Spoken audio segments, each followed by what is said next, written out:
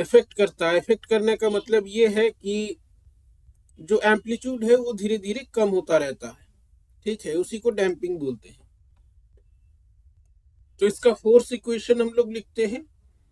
Force equation जो normal SHM का equation होता है उसके साथ एक डैम्पिंग फैक्टर रहता है आर एक्स डॉट। आर जो है ये डैम्पिंग फोर्स से रिलेटेड है, डैम्पिंग फोर्स, और ये वेलोसिटी के प्रोपोर्शनल होता है। तो ये भी एक डिफरेंशियल इक्वेशन है, ये हम लोग देखे थे। और इसके पॉसिबल सॉल्यूशंस के बारे में देखे थे हम लोगों ने। एक सॉल्यूशन यहाँ देखा, x is equal to c e to the power alpha t. ये जो है इस इक्वेशन को सेटिस्फाई करता है, इक्वेशन ऑफ मोशन को। c और अल्फा को कांस्टेंट्स है। और एक टाइप का सॉल्यूशन है यहाँ पर c is equal to a plus b t, ठीक है। तो हम लोग x is equal to c e to the power alpha t इसको लेकर के चले। ये वाला इक्वेशन जो है हम लोग सॉल्यूशन लेकर के चले, वेलोसिटी निकाला, एक्सेलरेशन निकाला, हमको अल्फा में एक क्वाड्रेटिक इक्वेशन मिल रहा है। और ये जो, और इसको जब हम रखते हैं इक्वेशन ऑफ मोशन में, तो अल्फा में क्वाड्रेटिक इक्वेशन है, इसके दो रूट्स है, ठीक है। क्वाड्रेटिक इक्वेशन का रूट निकालना जानते हो, b square minus 4a root under 4ac करके निकालते हैं। अल्फा के दो रूट्स, दो वैल्यूज आएंगे।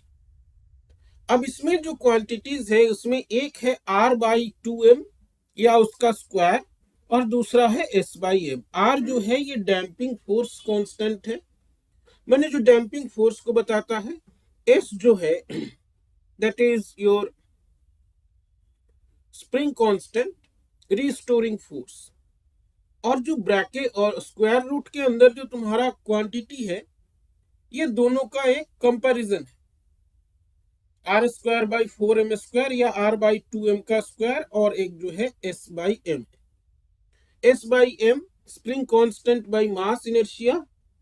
हम लोग जानते हैं ये जो क्वांटिटी है, this quantity is related to the frequency, जब कोई डैम्पिंग नहीं होती, इसी को हम लोग नेचुरल फ्रीक्वेंसी कहते हैं। तो ये जो है, अब ये जो सारा ये इक्वेशन हम यहां से कॉपी कर ले रहे हैं, इसी पर हमारा आगे का डिस्कशन जो है वो बेस्ड है। We proceed.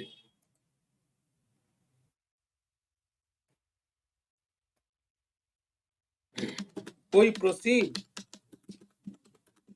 with this equation for alpha, और हमारा ये जो है कंडीशन है, ये हमारा अल्फा है, ठीक है। तो आगे देखते हैं इसमें क्या होता है, व्हाट इज द रिजल्ट, या फिजिक्स वाइज इसका सोल्यूशन, या कैसा सिचुएशन को ये डिस्क्राइब करता है, ठीक है। तो यहाँ पर दिस इज आवर कंडीशन। अब इसमें जो है तुम्हारा जो ये r बाई 4m है या r square by 4m square है, ये s बाई m से ज्यादा हो सकता है, बराबर हो सकता है, उससे कम हो सकता है। All these situations they define, they describe different type of oscillations. कैसे होता है तो हम लोग यही देखेंगे, ठीक है। यहां तक समझ में आया? Hello, yes sir. तो यहाँ पे हमारा जो है अल्फा, अल्फा के दो वैल्यूज है, एक जो है minus r by 2m plus root over जो कुछ भी है, और दूसरा हमारा जो वैल्यू है अल्फा का minus r by 2m minus root under वाला क्वांटिटी है, ठीक है। तो अब जो है हमारा डिस्प्लेसमेंट, अब हम लोग अपने सोल्यूशन पे आते हैं। With the two values of alpha, with the two values of alpha,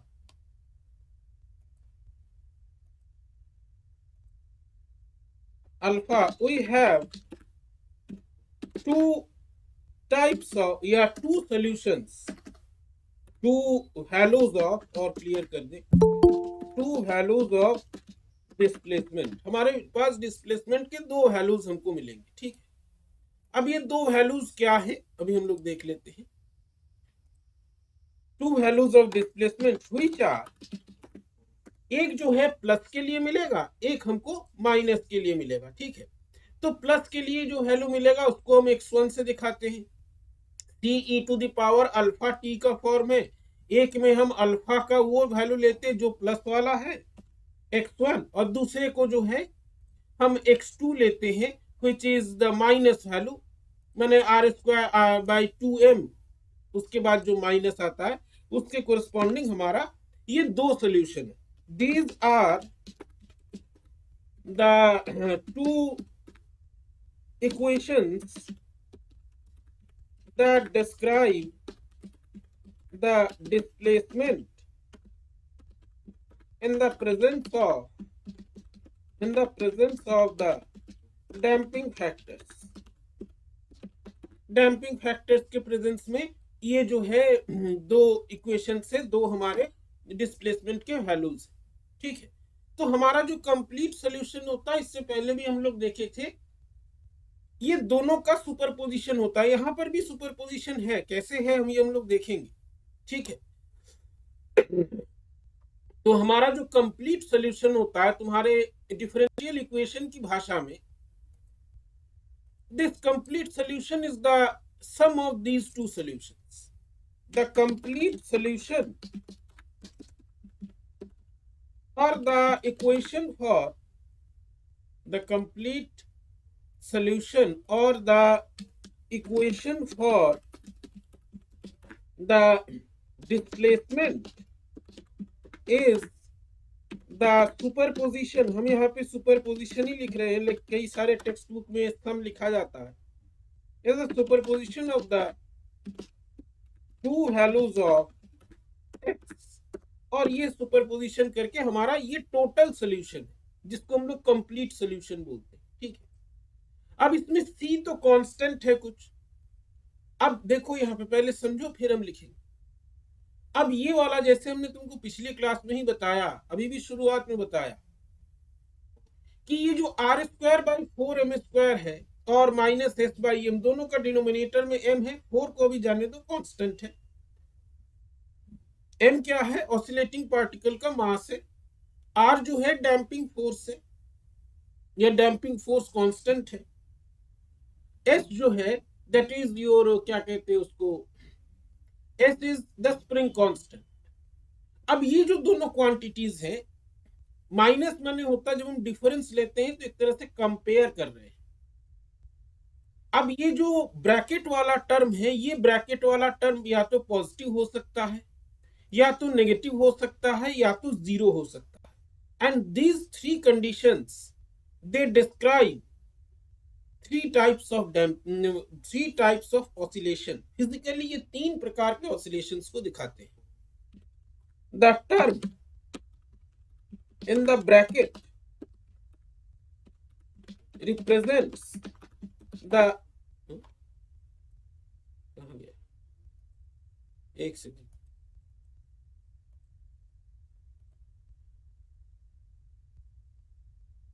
the term in the bracket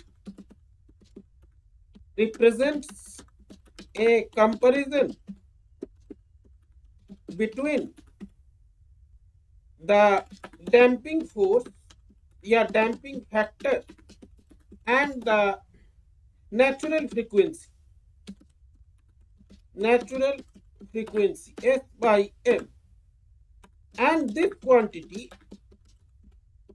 quantity can be 1, 0 जब दोनों बराबर हो। 0 को हम 0, it can be positive and it can be negative। All these conditions represent different types of motion of the oscillating particle या body। ये oscillating particle या body के अलग अलग मोशंस को डिस्क्राइब करता है। तीन सिचुएशंस हैं, ठीक है। अब इन्हीं तीनों सिचुएशंस को हमको देखना है, ठीक है। समझ में आया यहां तक? हेलो, हम लोग पहला सिचुएशन देखते हैं जब ये क्वांटिटी पॉजिटिव है, मैंने r square by 4m² s by m से ज्यादा है। फर्स्ट कंडीशन हमारा ये है, ये कह रहा है are square by 4m² s by m से ज्यादा है। फिजिकली इसका मतलब क्या है? Physically this represents the condition that the damping factor is larger than the natural frequency। इसका मतलब क्या? ये जो नेचुरल फ्रीक्वेंसी है, इससे क्या समझ? ये शब्द पहले कभी सुना है नेचुरल फ्रीक्वेंसी? हेलो, कभी सुने हो नेचुरल फ्रीक्वेंसी?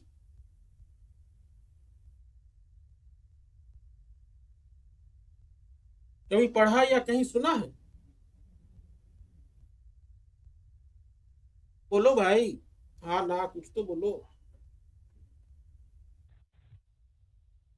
हाँ,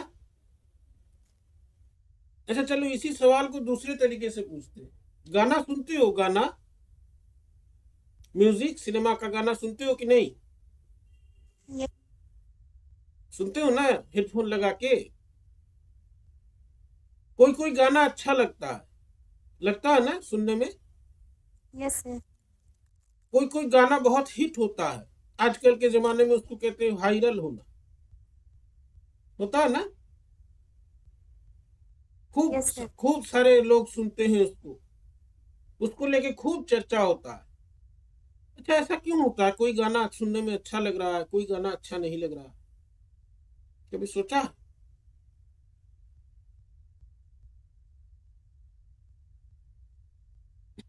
ऐसा सोचे हो कभी कि कोई गाना अच्छा लग रहा है? ये जो जैसा हमने बताया अभी के समय में उसको वायरल होना कहते हैं। स्मूथनेस, म्यूजिक जो है ऐसे ही वो हार्मोनिक होता है,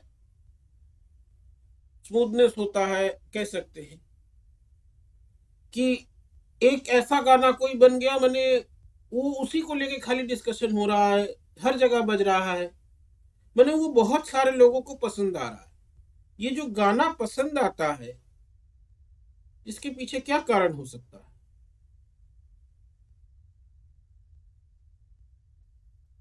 कभी सोचा है? ऐसा सोच के देखना। तो ये जो नेचुरल फ्रीक्वेंसी है,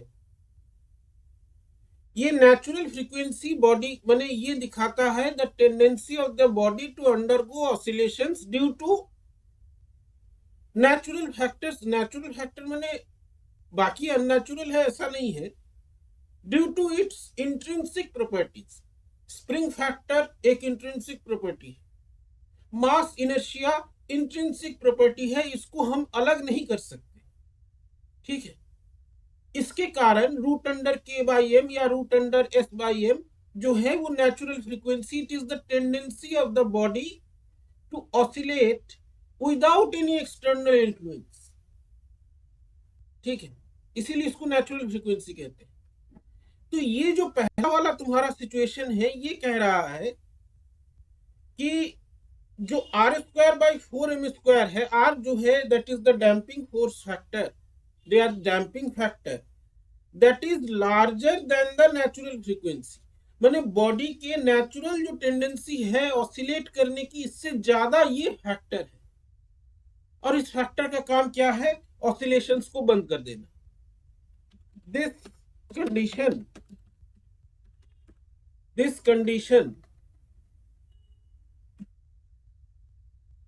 basically means that the damping factor is larger than the natural tendency। या डैम्पिंग फैक्टर, इसको लार्जर ना लिखिए, ये ठीक नहीं लग रहा है। डैम्पिंग फैक्टर इज डोमिनेटिंग मतलब चढ़ के बैठना, अपना जोर दिखाना, dominating over the natural tendency of the body to undergo oscillations। ये जो बॉडी में एक नेचुरल टेंडेंसी है ऑसिलेशंस करने की due to m and s, इसके ऊपर ये डोमिनेट कर रहा है, इसके ऊपर अपना जोर दिखा रहा है। In this case the damping factor actively acts to reduce the amplitude of the body, body के एम्पलीट्यूड को ये कम करना चाहता है। इस तरह का जो सिचुएशन होता है इसका एक खास नाम है, इसको जो है हेवीली डैम्प्ड या डेड बीट सिस्टम कहते हैं। ठीक है, this condition is called heavy damping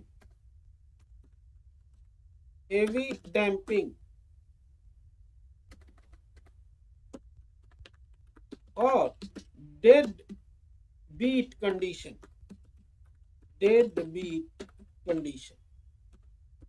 ठीक है, समझ में आया यहाँ तक? Hello, Yes. Yes, sir. ये एक कंडीशन, इसमें ऑसिलेशन का टेंडेंसी नहीं होता है, एक्सटर्नल फैक्टर जो चढ़ के बैठ रहा है वो कम कर देगा ऑसिलेशन। दूसरा कंडीशन ये है कि ये दोनों बराबर हो जाए, माने जीरो हो जाए, ब्रैकेट वाला टर्म जीरो हो जाए। इस तरह के सिस्टम को बोलते हैं क्रिटिकल डैम्पिंग। और इन दोनों केसेस में एक खास बात है, क्या खास बात है हम लोग देखेंगे।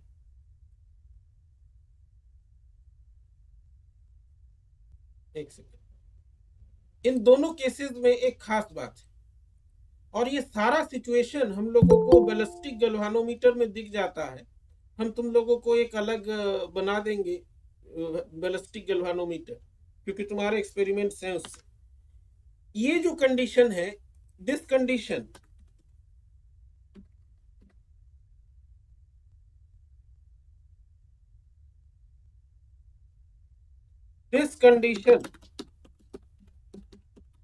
represents a situation where the natural frequency and the damping factor are equal to each other, and this is called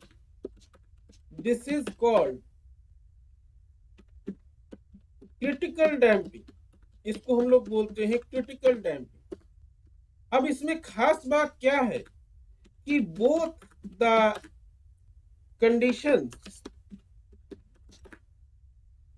of heavy damping और डेड बीट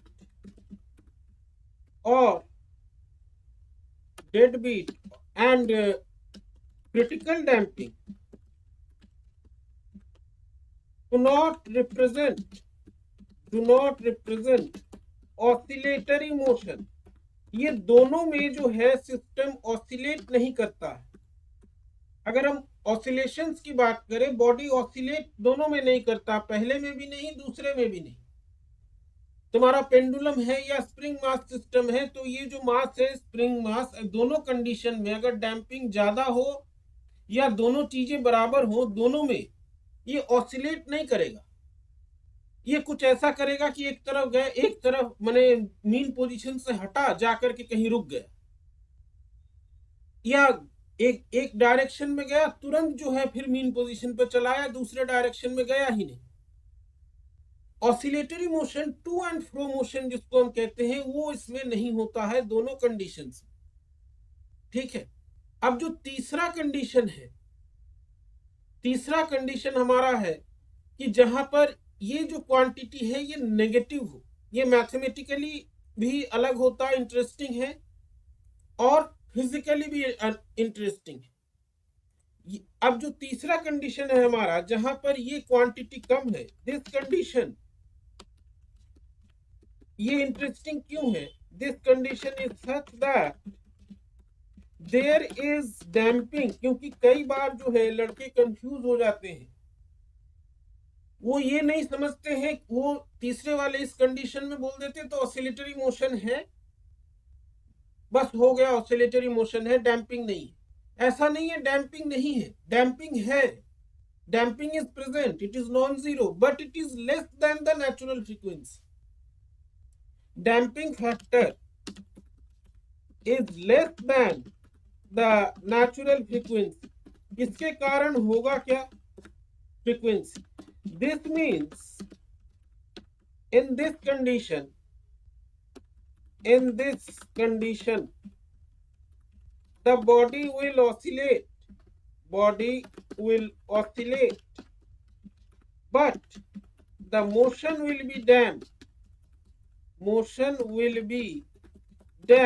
यहाँ पे ऑसिलेशन तो होगा, लेकिन पहले जो हमारा एसएचएम था कि वो इनफाइनाइट टाइम तक oscillate to and fro motion करता जा रहा है, ऐसा ना हो करके धीरे धीरे ये ऑसिलेशन खत्म हो जाएगा, because damping is always there. खत्म नहीं हुआ है, डैम्पिंग कम है, इसके कंपैरिजन में कम है, खत्म नहीं हुआ।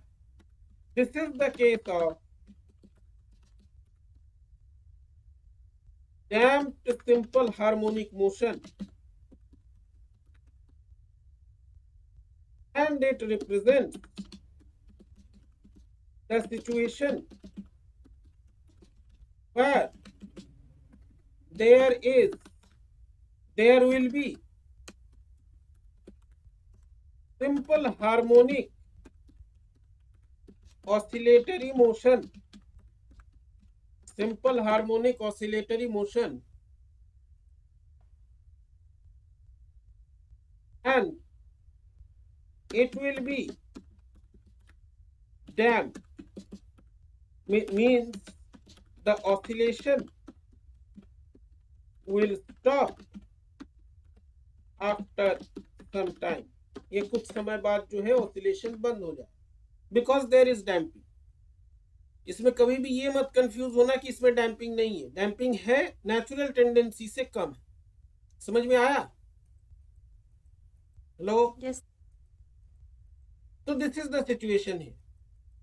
तो ये तो तीन कंडीशन है फिजिकली हम लोगों ने देखा। अब हम लोग यहाँ पे देखेंगे कि तीनों कंडीशन में हमारा मोशन माने डिस्प्लेसमेंट किस प्रकार का हो। तो let us see the mathematical form of displacement in the three situations. Let us see the mathematical form of displacement in the three conditions। तीनों conditions में जो है इसी फॉर्म को हम लोग देखते हैं। पहला जो है हमारा heavily damped और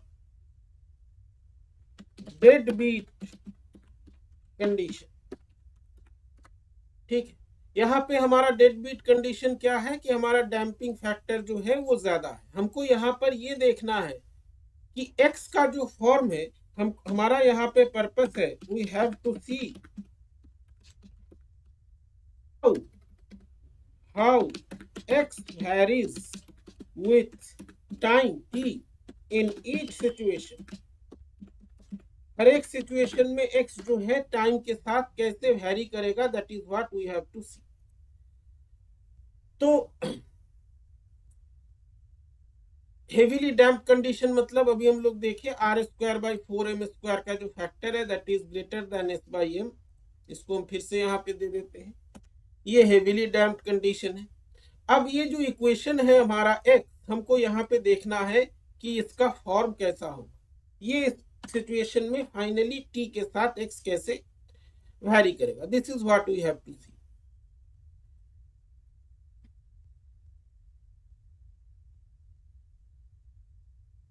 ठीक है, तो देखते हैं ये किस प्रकार से वैरी करेगा। रुको पहले हम इसको थोड़ा सा फिट कर दें इसमें।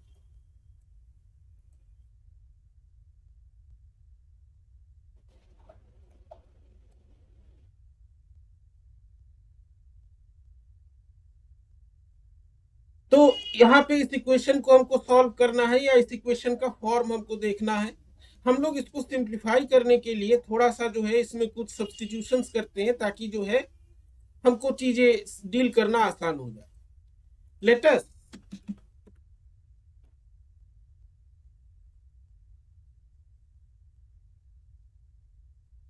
एक सेकेंड,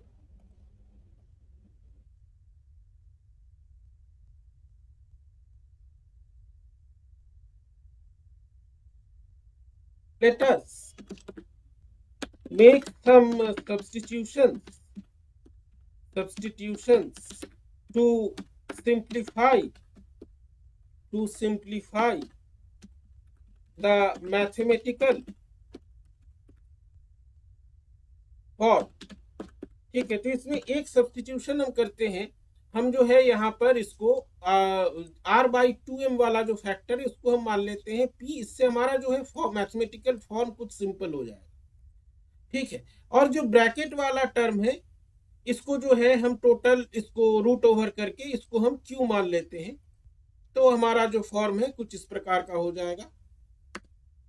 ये दूसरा हमने सब्स्टिट्यूशन किया। ठीक है, अब हमारा जो x है जो कि दोनों का सम है, how does it change, how does it very.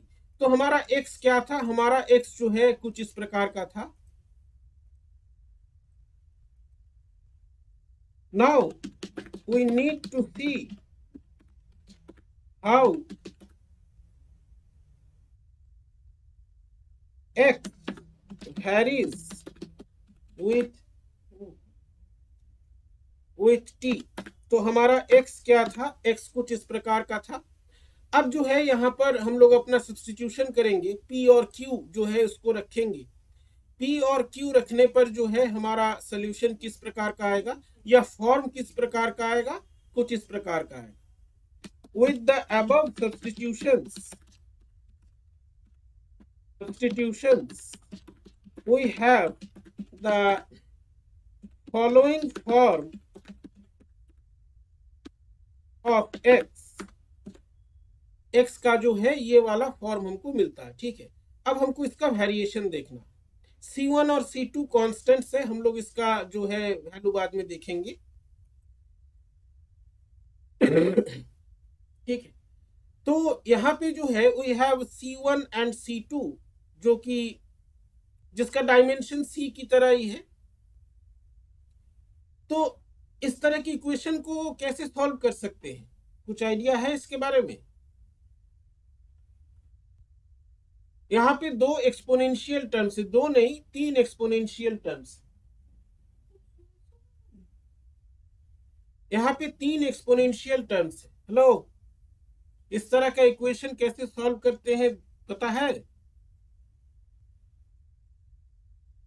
Hello, अरे बोलो भाई, पढ़े हो?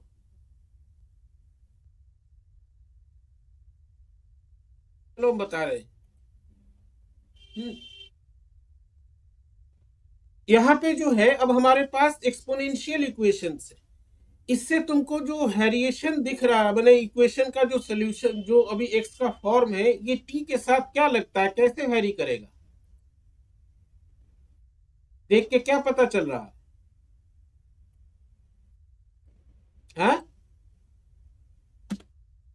The form of the variation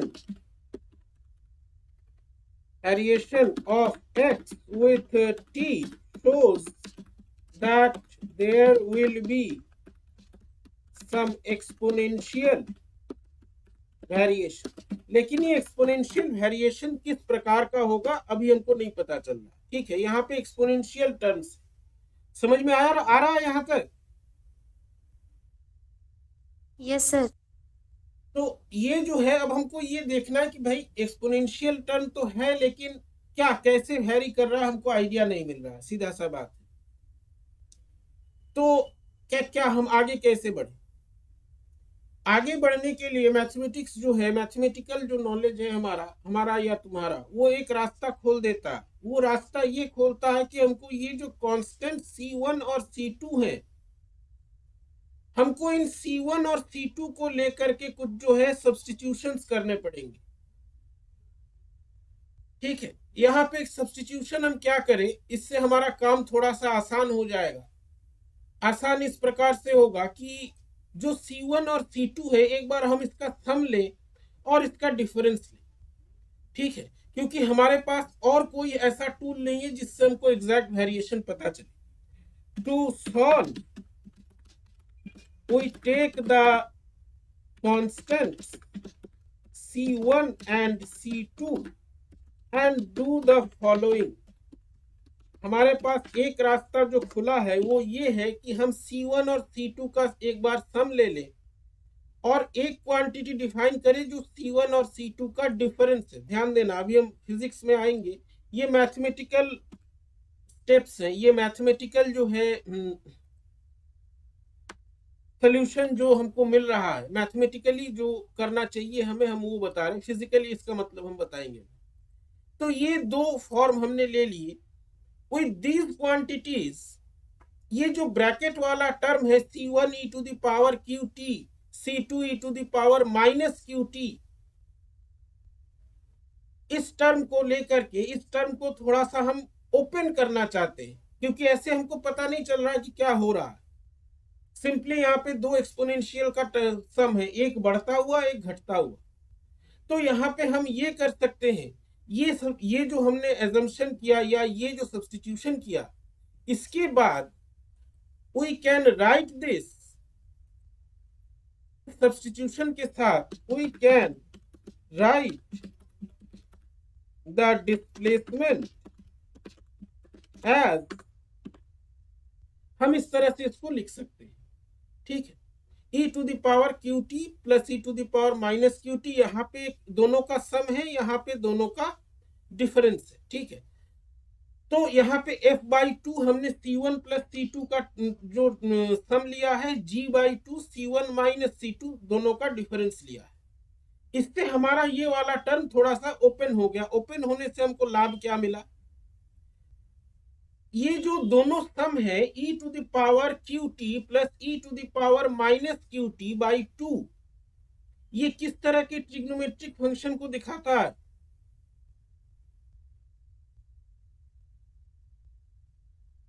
हाँ, लो,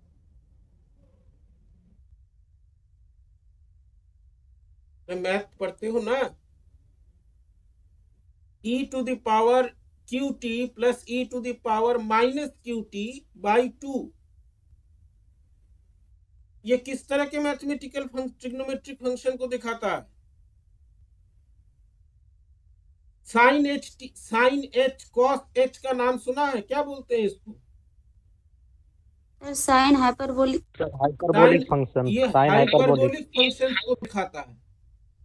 तो इससे हमारा काम ये थोड़ा सा आसान हुआ कि अब हमको जो है वेरिएशन जो मिल रहा है, we can express it in some known trigonometric function. क्योंकि पीरियोडिक मोशन है तो हमको एक ट्रिग्नोमेट्रिक फंक्शन चाहिए, लेकिन ये साइन एंड कोसाइन नहीं है, ये हाइपरबोलिक फंक्शन है। इससे हुआ ये कि हमको जो है, now we can get some idea about the motion और the variation of x with t, ठीक है। तो ये जो है, ये जो मोशन है कोसाइन H और साइन H हाइपरबोलिक फंक्शन, ये ऑसिलेटरी बिहेवियर को शो नहीं करते, they do not show oscillatory behaviour.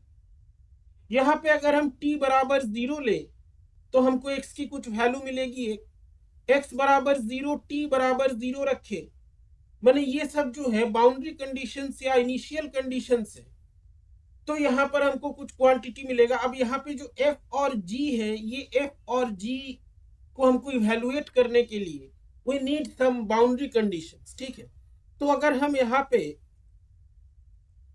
If we take the situation at x equal to 0 and t equal to 0, then x equal to 0 और t equal to 0 अगर हम यहाँ पे रखें, तो इसमें से कौन सा f या g, कौन सा 0 होना चाहिए?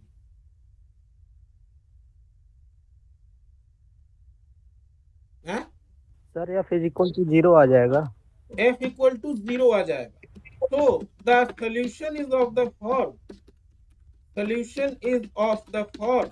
अब ये जो सोल्यूशन है हमारा x का जो है, इसमें हमारा एक ही टर्म बचेगा, दैट इज g, जो कि C1 और C2 का डिफरेंस है. And our solution is of the form this. ये जो सोल्यूशन है, this represents a non oscillatory behaviour या नॉन ऑसिलेटरी मोशन. ये नॉन ऑसिलेटरी मोशन को दिखाता है. ये मोशन ऑसिलेटरी नहीं है. तो ये मोशन भैया किस प्रकार का है, क्या क्या हो क्या रहा है इसमें. ठीक है, तो इसमें हो ये रहा है, हम लिखेंगे, समझ लो पहले कि तुम्हारा जो ऑसिलेटर है, स्प्रिंग मास सिस्टम है या तुम्हारा सिंपल पेंडुलम है, ये इक्विलिब्रियम पे है. इसको हमने डिस्टर्ब किया इक्विलिब्रियम से एक झटका दे करके. ठीक है, मैंने उसको t बराबर 0 पे कुछ एक वेलोसिटी दे दिया. ये जो है 0 को मैंने इनिशियल जो पॉइंट था इक्विलिब्रियम पोजीशन पर आएगा, डिस्प्लेस करेगा, वो अपने मीन पोजीशन से हट के एक साइड में गया. अब जो है ये धीरे धीरे अपने इक्विलिब्रियम पोजीशन पे आएगा, but the motion will not be oscillated. ये दूसरी ओर नहीं जाएगा, ये जो है दूसरी ओर नहीं जाएगा. इसका जो एम्पलीट्यूड होगा ये दोनों तरफ नहीं होगा, ये एक ही तरफ होगा. समझ में आया. Physically represents a situation where the oscillator is given a sudden impulse at t equal to 0 and there is a displacement of the oscillator, जो कि तुम्हारा पेंडुलम या मास है जो स्प्रिंग के साथ लगा हुआ, to a maximum position, maximum displacement, position नहीं displacement. And then the body will return to the mean position very slowly, and it will not move to the other side of the mean position. ये जो है mean position के उल्टे side, दूसरे side ये नहीं जाएगा. Thus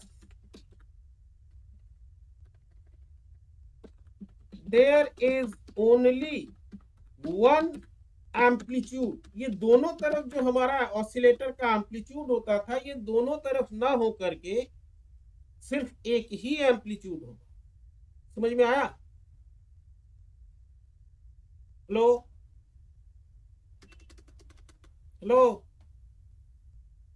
सर, ये बॉडी मीन पोजीशन पे आके रुक जाएगी, स्टॉप हो जाएगी एकदम से. ये मीन पोजीशन पे आकर के रुक जाएगा. ठीक है, ये जो है धीरे धीरे जहां ये मीन पोजीशन से हटा था वापस आएगा और वहां आकर के रुक जाएगा. माने इसका जो वेलोसिटी है, देखो हमने तुमको बताया था ऑसिलेशन जो है, ऑसिलेशन का मतलब है periodic change in the form of energy. एक बार पोटेंशियल एनर्जी काइनेटिक एनर्जी हो रहा, फिर काइनेटिक एनर्जी पोटेंशियल एनर्जी हो रहा. यहाँ पे काइनेटिक एनर्जी एक बार पोटेंशियल एनर्जी हुआ, माने इसका वेलोसिटी टोटली 0 हो गया. बस एक ही बार हुआ ऐसा.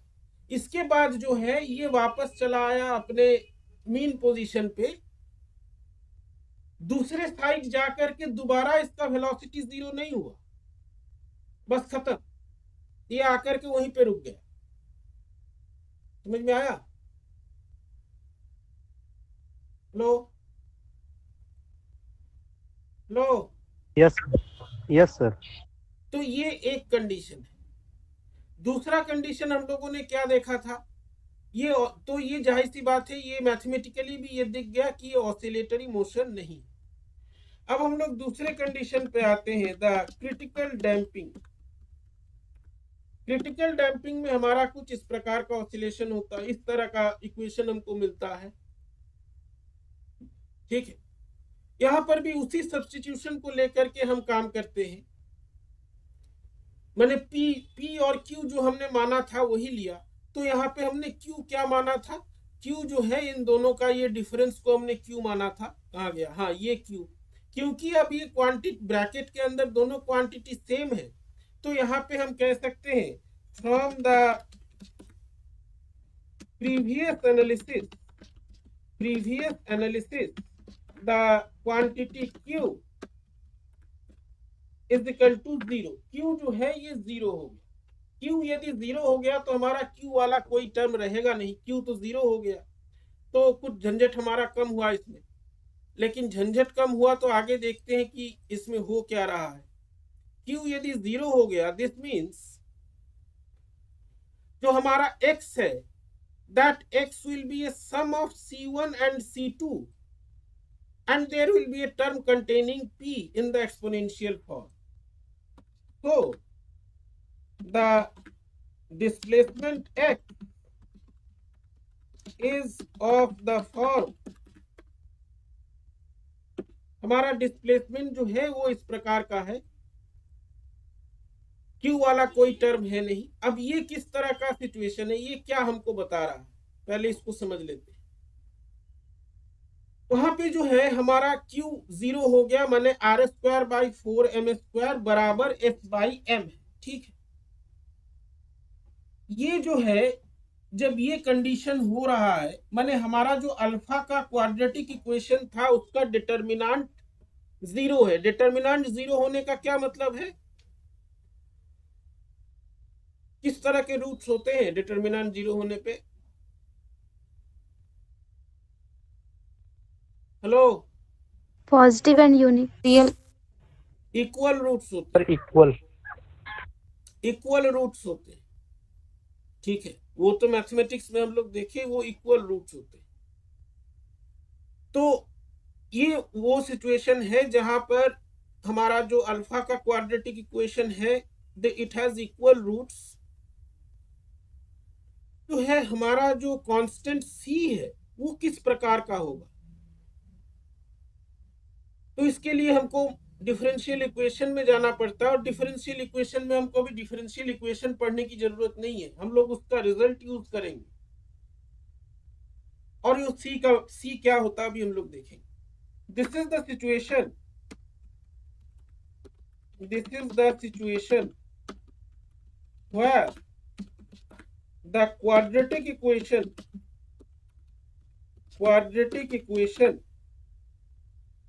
involving alpha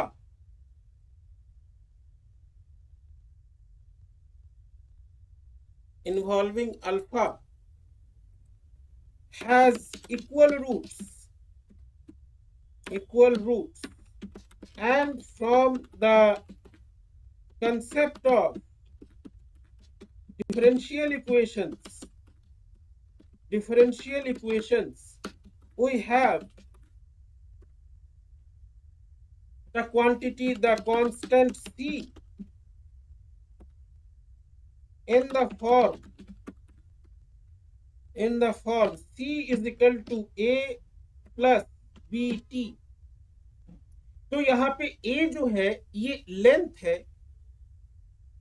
B जो है it is a velocity L(t⁻⁻1), और इसको t के साथ हम मल्टीप्लाई करेंगे तो हमारे पास L ही रहेगा। तो यहाँ पे जो है A is a quantity with dimension of length and B is a velocity, so that the overall quantity on the right has the dimension of length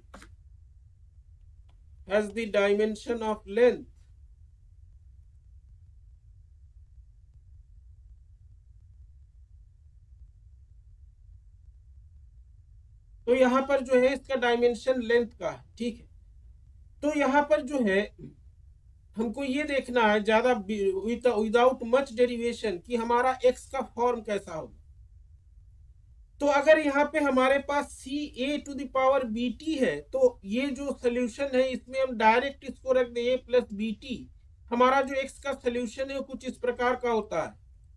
x का सोल्यूशन इज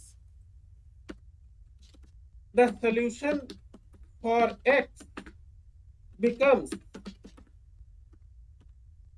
ये सोल्यूशन होता है। This is also not oscillatory motion, क्योंकि यहाँ पे oscillatory का तो कुछ है ही नहीं, साइन कोसाइन कुछ भी नहीं है। ये भी जो है ऑसिलेटरी मोशन नहीं है। तो ये किस प्रकार का मोशन है? यहाँ पे x = A + BT। तो यहाँ पे अगर हम t को 0 रखें, मैंने इनिशियल टाइम पे, तो थोड़ा सा ध्यान दो, खुद भी कर सकते हो। t = 0 रखने पे x कितना आएगा? यहाँ पे t = 0 यदि रखोगे तो x कितना आएगा?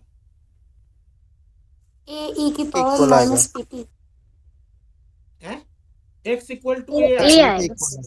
मैंने देखो, अब देखो यहाँ पे क्या हो रहा है। t = 0 मैंने इनिशियल कंडीशन पे ये जो ऑसिलेटर है, ये ऑसिलेटर ऑलरेडी x = A पे है, मैंने अपने मीन पोजीशन पर से वो हटा हुआ है, ठीक है। ध्यान से समझो क्या है ये, हम डिटेल्स लिखेंगे, ध्यान से समझो क्या है। ये जो है, ये t = 0 पर इनिशियली इसकी स्थिति ये है कि it is already displaced from its mean position. ऐसा कब होता है? जब हम ऑसिलेटर को सडनली कोई एक इंपल्स या फोर्स देते हैं।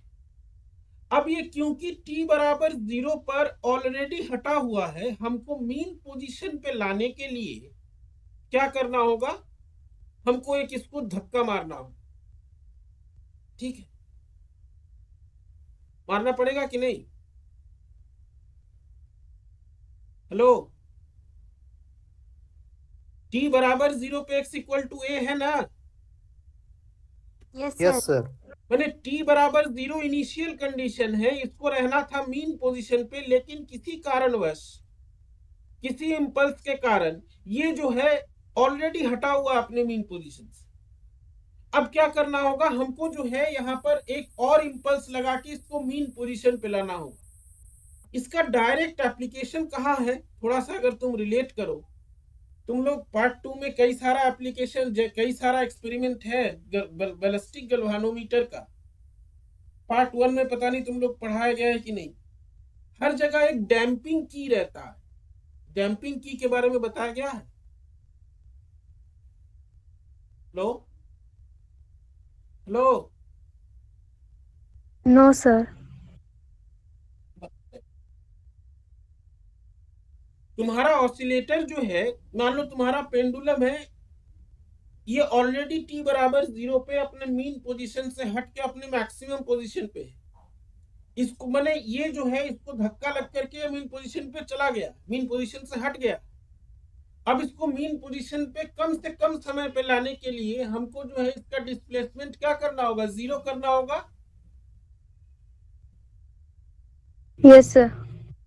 ये करने के लिए हमको बाहर से कोई एक एक्सटर्नल फैक्टर यूज करना होगा, और ये फैक्टर का काम करता है डैम्पिंग की। डैम्पिंग की माने होता है चाबी, हम डिटेल्स में बता देंगे तुमको। डैम्पिंग की या डैम्पिंग स्विच एक ऐसा स्विच होता है जो सिस्टम में डैम्पिंग क्रिएट करता है। यहाँ पे R²/4m², ये बराबर है नेचुरल फ्रीक्वेंसी के। डैम्पिंग की का काम होता है, जैसे ही हम उस स्विच को ऑन करते हैं,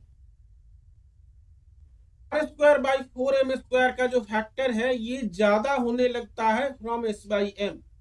अब जो है अपने मीन पोजीशन की ओर जो ये बॉडी है, ये जल्दी से जल्दी इसको लाना होता है। तो ये जो पहले से डिस्प्लेस था, इसको वापस लाने के लिए हमको डैम्पिंग करना पड़ता है। यही काम दिया रहता है। तुम किसी भी सर्किट में देखना जहां पे बैलिस्टिक गैल्वेनोमीटर है, एक डैम्पिंग की रहता है ऑसिलेशन को रोकने के लिए। समझ में आया? Hello, Yes, sir. हम ये डिटेल्स में बता देंगे. This is an interesting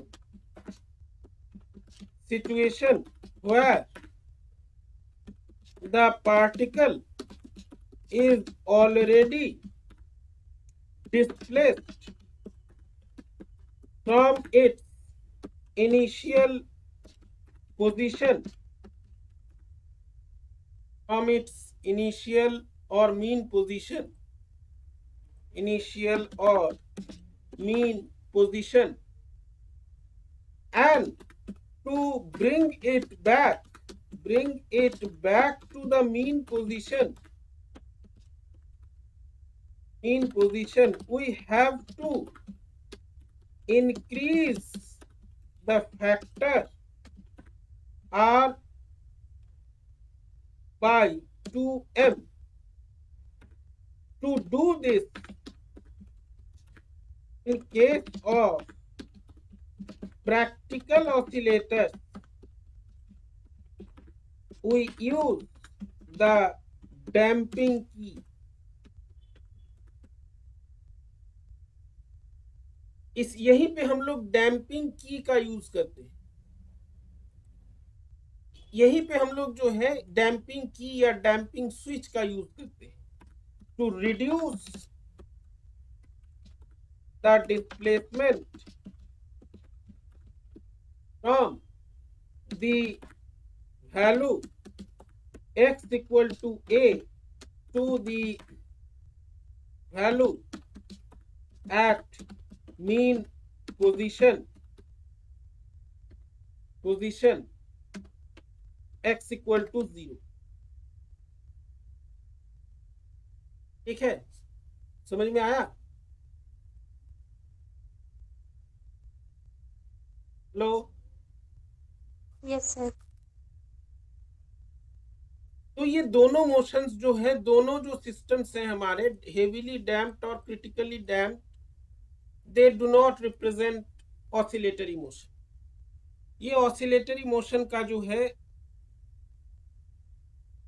condition नहीं मैंने शो करता है.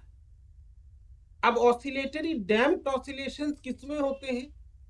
डैम्प्ड ऑसिलेशन होते हैं तीसरे वाले केस में, जहां पे r²/4m² या r/2m is less than the क्या कहते हैं उसको, नेचुरल फ्रीक्वेंसी. तो डैम्प्ड ऑसिलेशन का क्या इक्वेशन है, किस प्रकार से डैम्प्ड ऑसिलेशन होता है, एनवेलप क्या बनता है, इसको जो है हम लोग कल के क्लास में देखेंगे.